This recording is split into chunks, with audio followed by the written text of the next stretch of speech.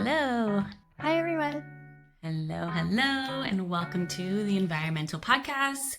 We are your hosts, Ob and Court, and we are also the co-founders of Dandelion Branding. On this podcast, we talk about all things sustainability and focus on the transition to a more sustainable future. And today, we are joined by Christian Rebernik, who is the co-founder and CEO of Tomorrow University. Thank you so much for being here. Hello together. Thank you very much for inviting me. Of course, our pleasure. You know, it's not every day that we hear that somebody created an accredited online university. So, can you tell us a little bit more about what you do and what inspired you to create your company? It's a longer story. I try to maybe start with a very short thing. So Tomorrow University is actually a next generation university, and we want to educate and empower the change makers of tomorrow. That's our mission statement. Yeah? And where we're coming from is that actually we believe, and you mentioned a little bit, we believe the biggest challenge today is actually the transition to sustainable society. And we're using a little bit this term of society because it's way bigger than just climate or just biodiversity. It's really like a lot that we all together actually think about how do we need to use our planet, how do we need to work together, how do we need to govern eventually. And this is what we think is really challenging. And we think this change actually, this is driven by empowered, educated individuals who are also follow their purpose and their drive. Yeah? And that's literally what we are doing, is then also that we're building a university where we help them to define what they really want to change. We want to help them to become competent and confident with those competence. And we want to help them also build a network of influence so that we actually, because it's nothing we can do. Don't do this change alone. Yeah. So that's really important that we work together for that. And this is what we are creating as a university, is a place for those people who want to have impact actually, where they can grow and achieve that. And when we think about sustainability, we think also about that actually it's about business as well. So it's also creating businesses which are sustainable, which are ethical, and not seeing this as either or. It needs to come together actually. And maybe to say one more word more specifically, it means for students, we provide MBA programs, master programs, bachelor programs, and short programs. Yeah, and our learners come from pretty much across the world, very diverse backgrounds, across different industries even, and learn online fully. But we have also additionally, we allow them to meet in person. Like I mentioned, we had last week some immersive days, was really amazing. And the learners from across all the different regions actually come together and meet, mingle, and workshop together and exchange and talk about, impact and how learning and growth. That's really cool. So they go through school and then you have meetups on campus or around. Do you have regional meetups and stuff like that? So we have an orientation phase. In the orientation phase, you get to know each other, you prepare for the program. And a part of that is that we also organize regular, which means every quarter, larger those meetups or immersion days, where they come together across the different programs, bachelor, master, MBA programs actually, and short programs as well are invited. It's an optional event, so you don't have to. Not everybody has to travel eventually, but we really recommend it because it's really like pretty much magical every time. And that's where you then meet people in person. Yeah. And during the phases, and these are happening every 3 months, so you can join them, but it's not part of the program. It's really just an optional offering. And we have also, we call this local city hubs. So in the different cities, we have the learners again, they come together to meet, mingle, and maybe also join classes together. Yeah. But also this is something which is pretty much organized by our student ambassadors. So it's self-organized. Yeah. And we really appreciate that because it's really about just coming together, collaborating, actually. Yeah, this is really, really cool because when you're so focused on sustainability and creating these, like a sustainable society, as you say, and you really need to empower people in order to have that, to create that society. So to invite everyone from all walks of life is, and I think you would agree, is like one of the most important things you can do, right? Absolutely, absolutely. It's so important. So I mentioned those three elements. Yeah, we don't talk just today. Many people just talk about learning, but why do we need to learn? Why are the skills mattering? Yeah, and what can I contribute? So the faster questions really, why do you do the things you do? Yeah, this everything is to start with the your why. Being clear about your why.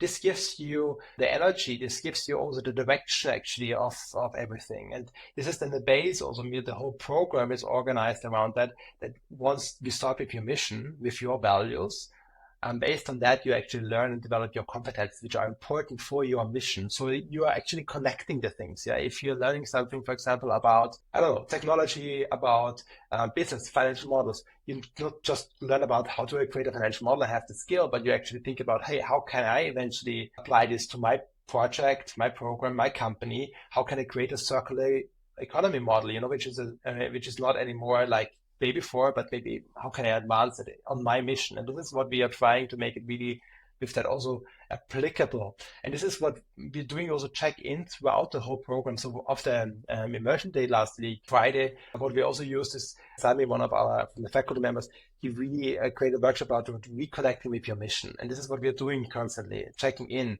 Are you living up to your own values? What you said? Are you doing this? How do you showcase this? Yeah. So that you actually eventually think about where can you do better? Where are you doing already great? And exchanging between each other on that path and holding you also accountable in that fashion. Yeah. This is something which is it's an impact community. It's not, you don't need to do everything alone, but actually together, this is something you can do. Yeah, how wonderful. And now I think it is time for our favorite part of the show, where Christian, I'm going to ask you to define the role that you and Tomorrow University are playing in creating a more sustainable future, which I think in this point, maybe it's a little ironic because you're helping other people define their own roles, which is so cool. But before we hear the role, please do not forget to hit that like and subscribe button so that you'll get a notification for every inspiring sustainability talk that we have. Thank you. As mentioned, our role is really, for us, it's education. It's really important. Yeah? We fully believe, and we're talking to so many students who are coming in, they want to be confident, not just having the knowledge, yeah, but really being confident. Yeah. And that's what we are doing with the programs. It's not just you learn something, but you apply it. And if they have done a second, or just talked about the financial model, then it's easy. You really feel confident that you can do it. Yeah? And this is how we prepare for your life. Yeah? And our students then, once they are graduating or even while they're studying, they are already starting to drive change. Yeah. And these changes could be, it's very different missions our students pursue. Yeah. One student, for example, she went into helping in the harbors, in the maritime sector, where she actually developed an algorithm to help ships use less energy when they come into harbors. Yeah.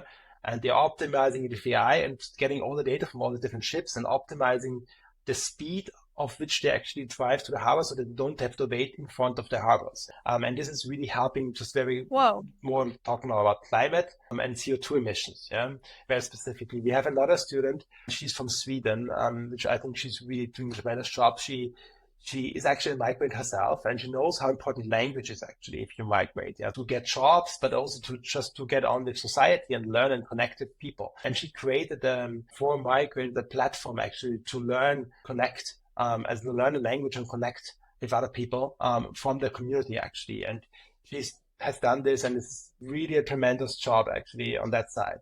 Yeah, we have actually one of our students actually, he created a fund actually to invest in impact startups. Yeah, so, which I think is really great, yeah, from that perspective. And he's driving this, yeah, and again investing into it, which is an important part. Startups get money, yeah. So it's really diverse actually from things our students are doing when they're writing, but there are also students who are not just entrepreneurial, are change makers. So, for example, we found a student at Apple who's working in Apple actually to help them actually make really rethinking their business models and especially on their supply chain optimizing for sustainability. And those things, because it's large organizations, they can have a large impact as well. Yeah. So for us, it's really not just only about new companies, it's about existing companies.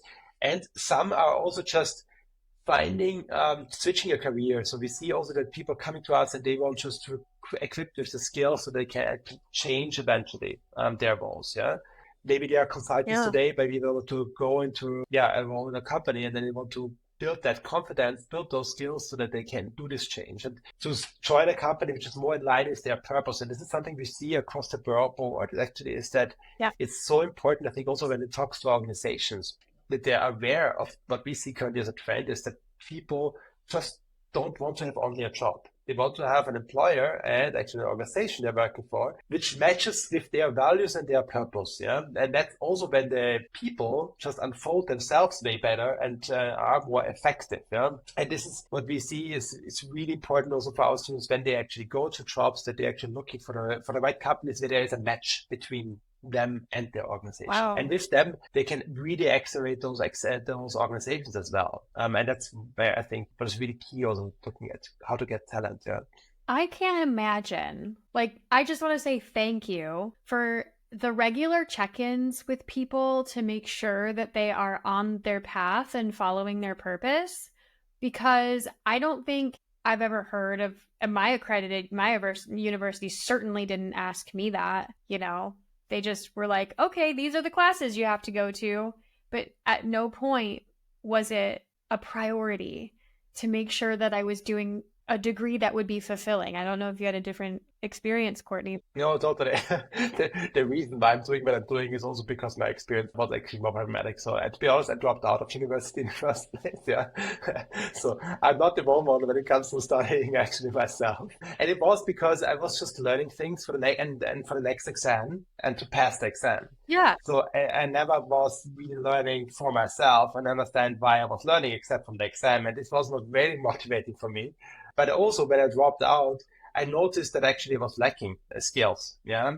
And this is where I had to learn everything the hard way, like myself. And this is not just fun. Yeah. It's actually a lot of work and very intense and a lot of like things you maybe could have known before, to be honest. Yeah. So for my life, I did it the hard way and I'm still doing it eventually. So I think I would have loved to have way more support actually from the university side. And I think this is just what is also now, you know, universities have often not changed in the last 100 years. It still has lectures and knowledge, but if you think about libraries, which are locked up somewhere, and this is the magic place where all the knowledge is, this doesn't exist anymore. Now you have internet, you type something in, and then you have the knowledge. Yeah? So knowledge per se is not a problem. Yeah, but still, if you go to the internet, there is so much information. And now, how do you actually build up those kind of masteries? So how do you build up that competence that you actually know how to do it? Yeah. Who can help you actually guide you through that process? Who can you interact on those questions you have? Yeah. And this is where I think a university is really a community, a home for this kind of exchange on this kind of knowledge and point you also to the right directions on what really matters. Yeah. What is the latest research on science actually should look like? Yeah. And this is how we position ourselves. It's really like as a community as well of people who learn and people who teach. And sometimes you even change the roles because sometimes our learners are really smart. So they will help other learners. Yeah. So it's not only teachers teaching at you, but it's actually learning from each other, from the experience and from the knowledge, and then applying this and practicing what we actually learn. Wow. So you're just building the university that should be, basically. The thing is, what we're doing is not rocket science in another way around. It's actually well researched. Yeah. Over the last, this research, what we have based our university on is there since 40 years. Yeah. So it's not per se, it's not this kind of challenge-based learning, what we're doing, mastery learning. This is like, it's in the books. Yeah. It's very hard nonetheless. And my co-founder, Thomas, he actually comes from the educational system and he tried to change organizations from within. They are just wrongly incentivized. Yeah. So we have really great teachers and they're driving this. They're really great, but it's just the teacher. It's not the system. Yeah.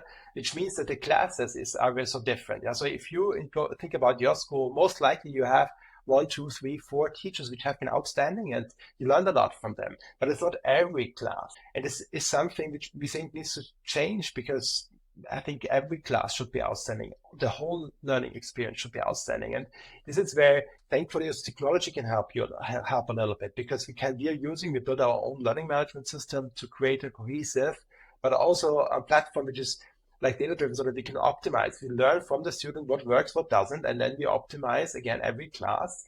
And by that, we are ensuring that every class the student takes is really helpful in contributing to his journey. Yeah, and we're trying to personalize the journey really for every student because at the end we also know we're all a little bit different because we have some prior experience. Some people, I quite early in school, for example, learned a little bit more about technology. Some others had maybe more experience in communication. Yeah.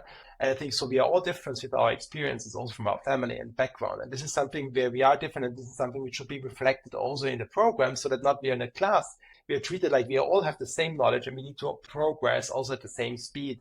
And I think this is especially true in higher education. I think it's also true actually in schools, but it's a separate topic as we don't provide a school yet. But it's something which I think is really important for higher education, that you have this kind of personalized learning journey where you unfolding on your speed, your mission.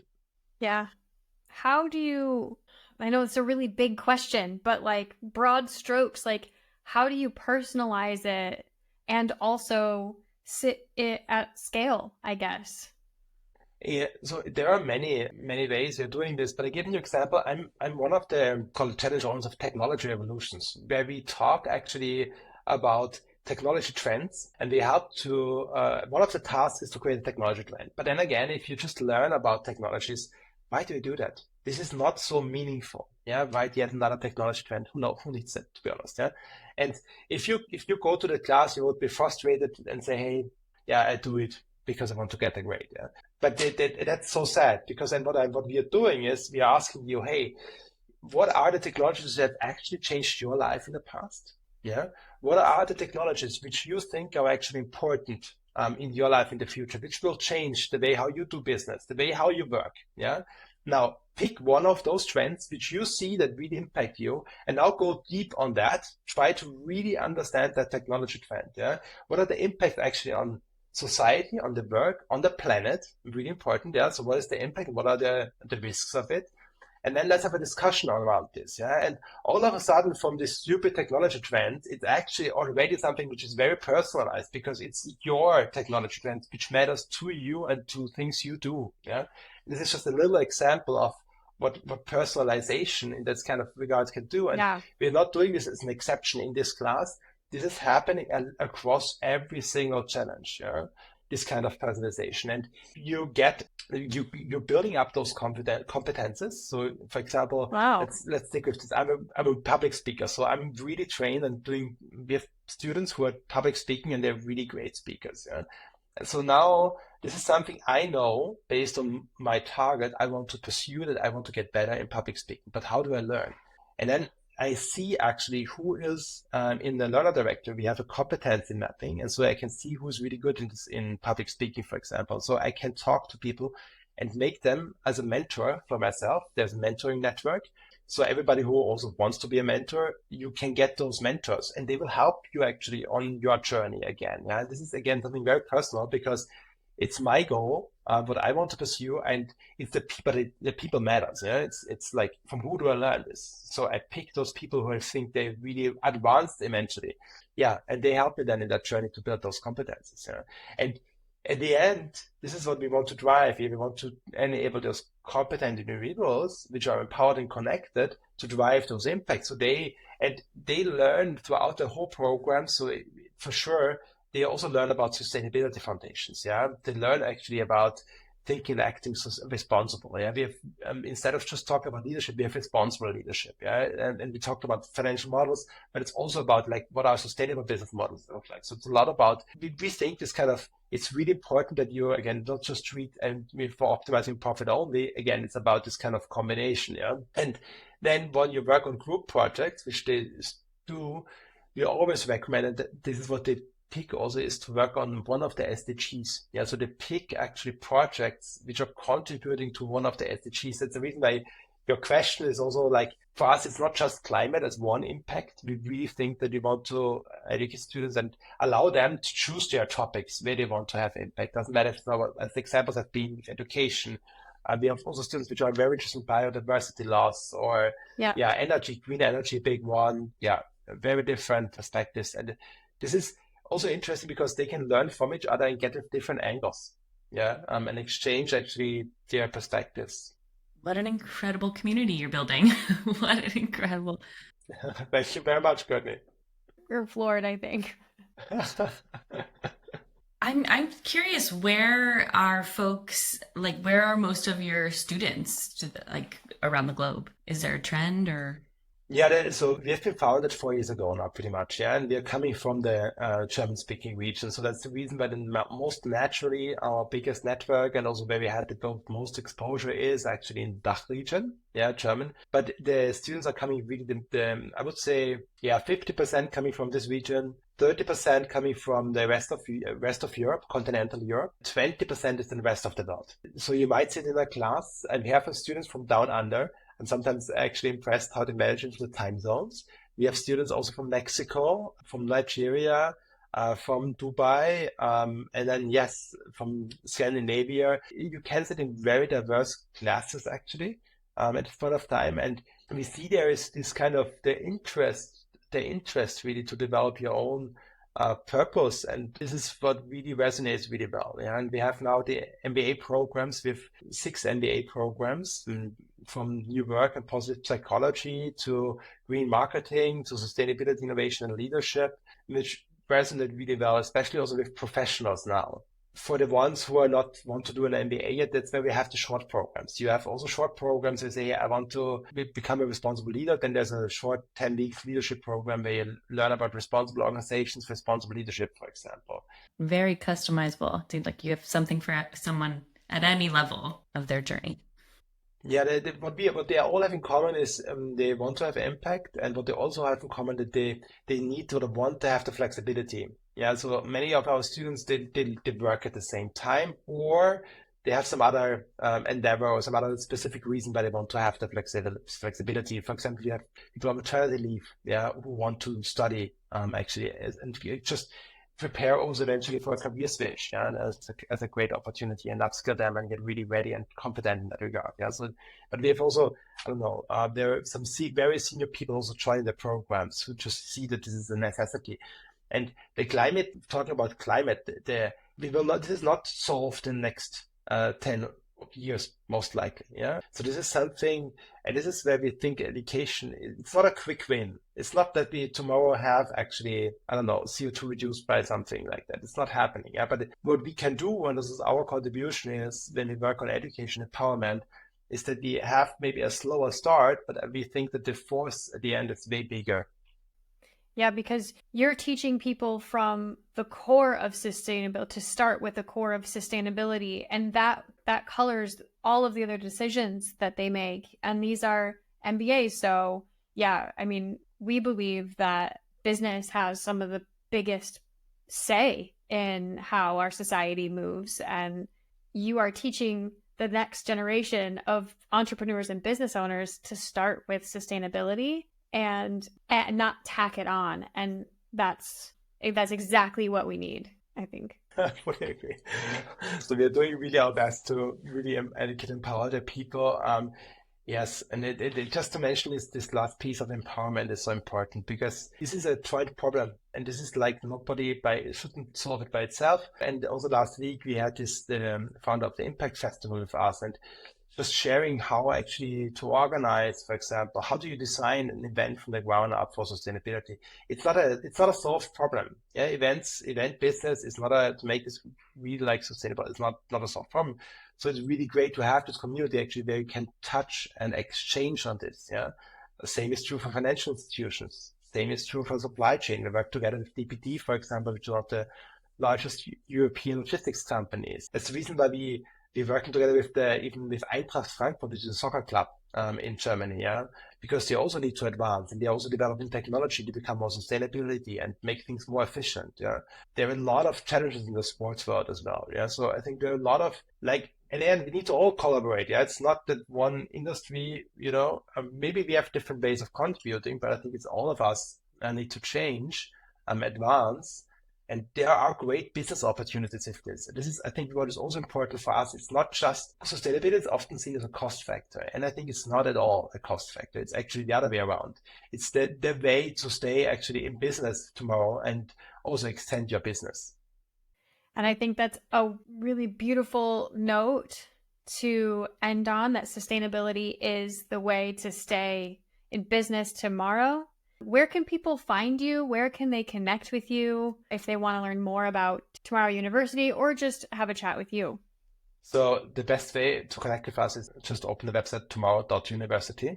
And there you can learn all about our programs, about the community, and also get in touch with us. Yeah, if you want to reach out directly to me, LinkedIn is always the best way at this point of time to just message me there. Really open for that and love also any conversations around these topics, especially again, the purpose topic of competences. What are the relevant skills actually in the 21st century, for example, but also the topic of networking and joining the community, because I think this is something I'm so glad that you invited me. I think this is really great because for us, it's also about spreading the word. This is really great, but in collaborating, sharing ideas is Yeah. important, asking for open for help. We are also not perfect. Yeah? We are learning ourselves a lot about marketing, for example, and how to get the word out, activating people. Yeah? And this is as we are growing, and also because we have so different students from so different markets. Every market, every region is very different. Yeah? And understanding those different needs is really important. And what people are looking for as well. Yeah. So again, for us, these three things really matter. And that we find just everywhere people who want to have positive impact, which is really satisfying for us. And just to mention one last thing, we have also scholarships, which are really important. So we have Global Change Maker Scholarship to ensure accessibility. So that we also have, for example, students and excellent students, so we say from Pakistan as an example, which just signed up last week, and empowering them also to share, to work with us on their mission, but also getting different angles on the problems and finding eventually different solutions is really, I think, a really great thing. I mean, there's so much power in that diversity of ideas and diversity of perspectives when coming up with these types of solutions. So that is so phenomenal. That's so exciting. I bet it's so really positive kind of environment to be around so many people that are so forward thinking and hopeful. I think that's incredible. Yeah, I think that this is the magic also a little bit is from this community and exchange. And I'm also thankful, for example, we have partners like the Deutsche Bank, and they from outside they're quite often criticized about their sustainability practice. But working with them together, for us, it's not so much about just saying, hey, they are bad or they are good. Yeah. Some companies maybe are more advanced already in their process. Some have started, but for us, it's really important that we're working together with partners who have a commitment, actually, who are on their process, and we want to help them. And we can work together, and this is where a community just can help and understand, actually, to learn from each other and work together, actually, on this kind of transition, because it will take a longer time. Yeah, we are not there, and there is a lot also to learn about and find solutions. And sometimes it's not obvious. Sometimes you are afraid and you're scared because you're not clear what this actually means to me. Yeah. And this is what we see also on all different levels. So this is something, hey, nobody's alone. We can do this together. And I think this is but also again, the education matters because it's about learning actually a lot of the skills to build that change. Thank you so much for the work you're doing and for coming on the show. And can't wait to see what's next. Thank you so much, Courtney. Thank you so much for the invite. Yeah, it was a pleasure. Thank you everyone for watching, and definitely check out Tomorrow University and reach out to Christian, and we will see you next time. Thank you so much, everyone.